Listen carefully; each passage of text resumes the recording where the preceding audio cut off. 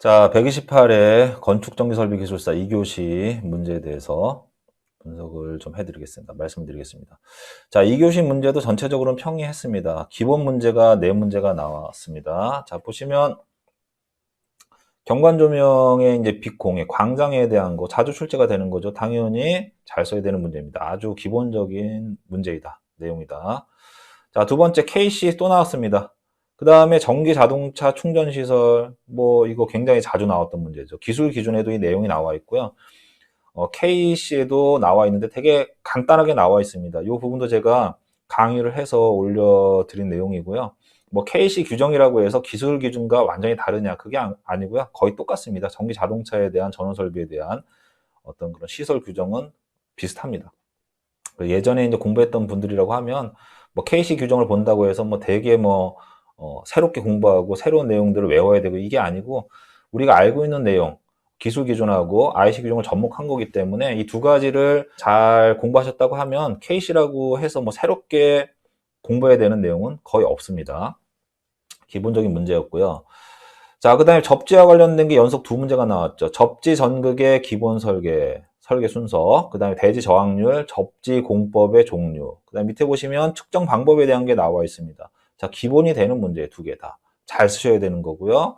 뭐 앞에 위에 이제 이 두 문제는 사실 뭐 기술적으로 크게 써야 될 내용이 없는데, 요 밑에 문제는 오히려 좀 정기적으로 좀 깊이 있게 쓸 수 있는, 다뤄야 될 내용들이 있어요. 이런 것들 얼마나 잘 썼느냐에 따라서 똑같이 3페이지 분량을 채웠다고 하더라도 그 안에 들어있는 내용물이 중요한 거 아닙니까? 얼마나 충실하게 또 기본적인 내용들을 잘 응용을 하고 또 자기 어떤 기술적인 어떤 그 성향이라든지 깊이를 잘 표현할 수 있어야 되겠죠. 이런 것들은 이론적인 내용을 일단 처음에 이해를 하시고, 그 다음에 이해한 내용을 어떻게 해야 됩니까? 암기를 하셔야 되겠죠. 암기한 거를 똑같이 그대로 쓰는 게 아니라 내가 상황에 맞춰서 그런 것들을 잘 조합해가지고 기술사 문제에서 물어보는 어떤 핵심 요지가 있습니다. 그 요지에 맞춰서 내가 알고 있는 내용들을 잘 구성에 맞춰가지고 기술할 수 있는 능력이 있으셔야 되겠죠. 그게 기술사의 어떤 그런 중요한 역할 중에 하나이기 때문에 기본적인 내용이었다. 이 두 문제는 잘 쓰셔야 됩니다.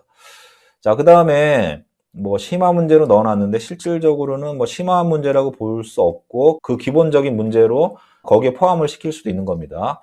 자, 첫 번째 문제 같은 경우에는 조명의 경제에 대한 거, 그 다음에 조명 제어 계획 시 고려 사항, 그 다음에 뭐 조명 설비의 보수 관리, 이런 것들은 기본적인 내용에 해당이 되지만은 조명 경제성의 평가에 대한 방법은 우리가 이 상을 좀 암기를 하고 계셔야 돼요. 이거 암기 못 하시면, 암기를 하지 않으면 지어서 우리가 쓸 수는 없는 내용이거든요. 이런 문제 같은 경우에는 이 두 가지는 좀 잘 써주시고, 이거에 대해서 준비가 안 돼 있다라고 하면 경제성에 대한 부분은 내가 준비가 안 돼 있으면 알고 있는 내용을 조금, 그 완벽한 내용은 아니지만 뭐 100점 만점에 한 20점, 30점 정도 맞을 수 있는 그 정도로 이렇게 좀 기술해 주시면 얘네들에 한 부분이 합격 점수인 60점은 못 맞더라도 45점에서 50점 정도는 받을 수가 있는 거거든요. 그럼 앞에 기본적인 내용을 잘 쓰셨다고 하면 그런 것들이 좀 조합이 되면 평균 60점 이상을 획득할 수가 있는 거니까 이런 형태로 방향을 좀 잡으시면 될 것 같아요. 이 조명 경제성 관련해서는 제가 조명 환경 원론 책에 그 내용이 있습니다. 그 내용을 좀 보시면 쓰실 수 있었을 것 같고요. 그걸 안 보셨다고 하면 제가 말씀드린 대로 해서 좀 유도리 있게 답안지를 작성하셨으면 합격권에 들어가실 수도 있었을 겁니다. 자, 그 다음에 전동기와 관련된 뭐 보호장치, 뭐 이런 시설 규정입니다.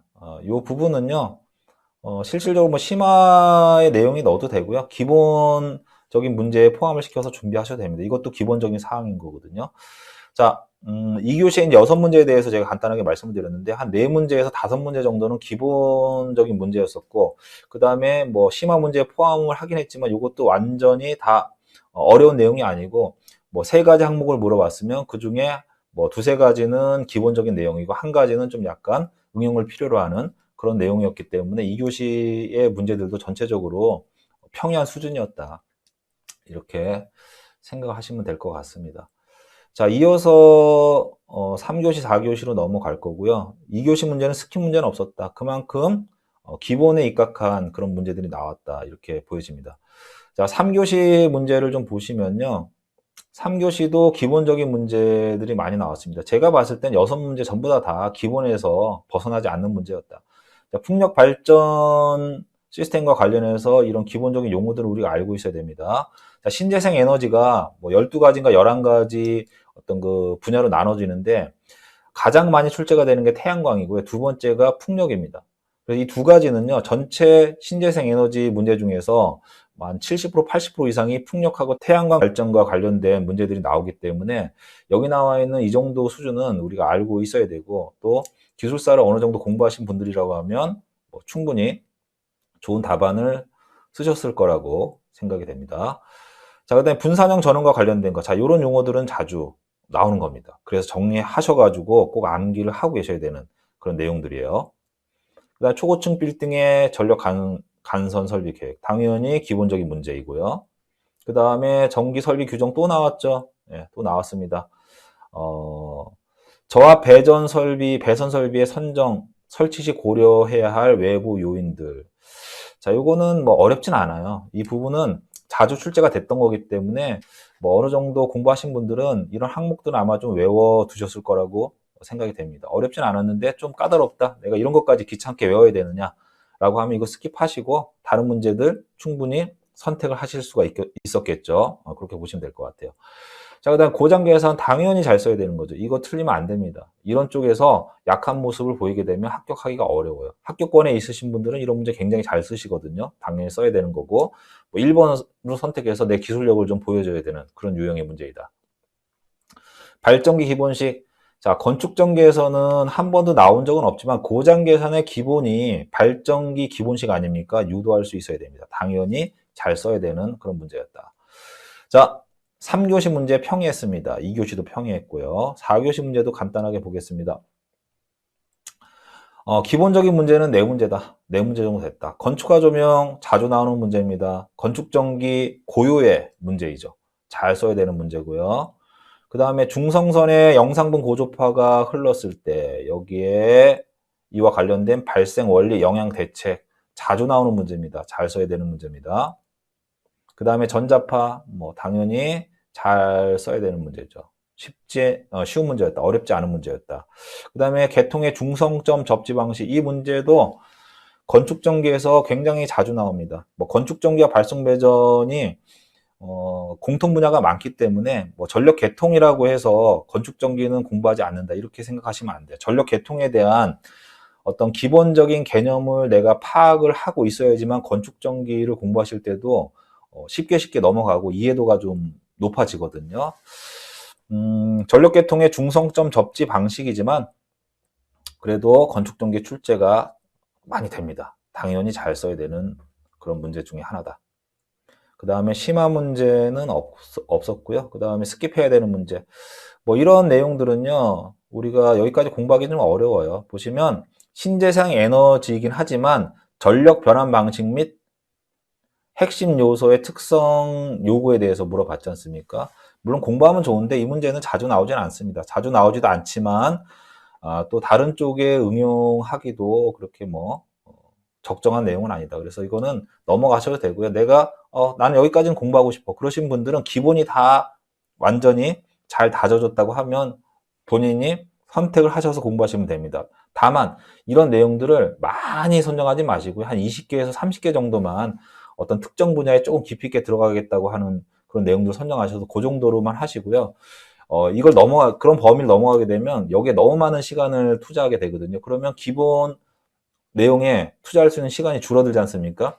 우리가 기술사 공부는요, 이렇게 보셔야 돼요. 내가 한번 공부했다고 해서 이게 영원히 가는 게 아니고 시간이 지나면 이걸 잊어버리게 된단 말이에요. 아무리 내가 공부를 많이 했다고 하더라도 결국은 이제 시간 관리를 하는 거거든요. 잊어버리지 않게끔 내가 지속적으로 기본적인 내용을 정기적으로 봐주고 암기하고 써주고 이게 반복하다 보면 여기에 투자하는 시간이 처음엔 100이라는 시간이 걸리지만 반복하게 되면 50으로 줄지 않습니까? 그러면 나머지 50을 가지고 좀 깊이 있게 간다든지 아니면 내가 정해놓은 수험 범위를 조금 더 넓혀서 그 100이라는 시간을 효율적으로 돌리는 거거든요. 그런데 어떤 그 깊이 있는 내용을 좀 많이 분량을 늘리게 되면 기본적인 내용을 공부하는 시간이 줄게 되면 얘를 잊어버리게 된단 말이에요. 그럼 기본적인 문제가 나왔을 때 잘 써야 되는데 잊어버린 만큼 덜 써지게 되겠죠. 점수를 획득을 못 한단 말이에요. 그러니까 시간 관리 잘 하셔야 돼요.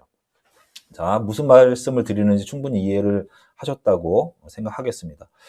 자, 그 다음에 직류전동기, 이거 기본입니다. 사실은. 기본인데, 건축 전기에서는 직류 전동기 다룰 일이 별로 없어요. 요즘에 전기 자동차가 나오고, 그 다음에 전기 철도 쪽에서 직류 전동기 쓰기 때문에, 우리가 이제 다루긴 하지만, 이런 내용들은요, 자주 출제가 되지 않기 때문에, 얘네들에 대해서, 좀, 이 내용을 좀 많이 다루게 되면, 여기에도 이거를 내가 잊어버리지 않게끔 시간을 계속 지속적으로 투자를 해줘야 되거든요. 계속 주기적으로 봐줘야 되고 써줘야 됩니다.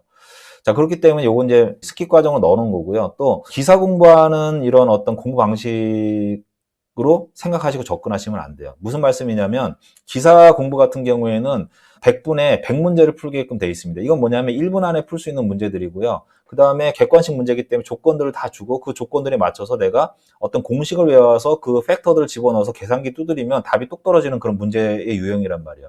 근데 기술사 문제는요, 내가 조건을 만들어가지고 그림도 넣고 여러 가지 개수들도 내가 외워서 써야 되고 공식도 넣어야 되고 때에 따라서는 계산 예도 내가 풀어서 그 안에다 기술을 해줘야 되는 서술형 문제란 말이에요. 이런 차원의 문제들은 이제 완전히 접근하는 법이 틀립니다. 자, 요건요, 하나부터 10까지 내가 다 내용들을 정리하고 암기해서 한 페이지 혹은 3페이지 분량으로 써줘야 되기 때문에 이런 내용들이 많아지면 많아질수록 내가 공부하는 어떤 그런 부담이 커지게 되는 거거든요. 그래서 제가 스킵 문제로 넣어놓은 거고요. 제가 말씀드린 대로 이 문제는 그냥 제껴놓고, 어렵진 않지만 제껴놓고 다른 부분에, 기본이 되는 부분에 시간을 많이 투자하시는 게 더 유리하다고 생각이 됩니다. 자, 이렇게 해서 2교시서부터 3교시까지, 4교시까지 내용이 많지 않기 때문에 한 번에 제가 쭉 훑어서 말씀을 드렸는데, 제가 설명드린 내용을 잘 들으시고요. 수험 방향을 한번 잘 정해보세요. 범위하고 깊이를 어느 정도 갈 것인지를 잘 정하시면 공부하는 데 많이 도움이 되실 거고요. 또 이런 것들이 결국엔 이제 그 수험 기간하고 연관성이 있습니다.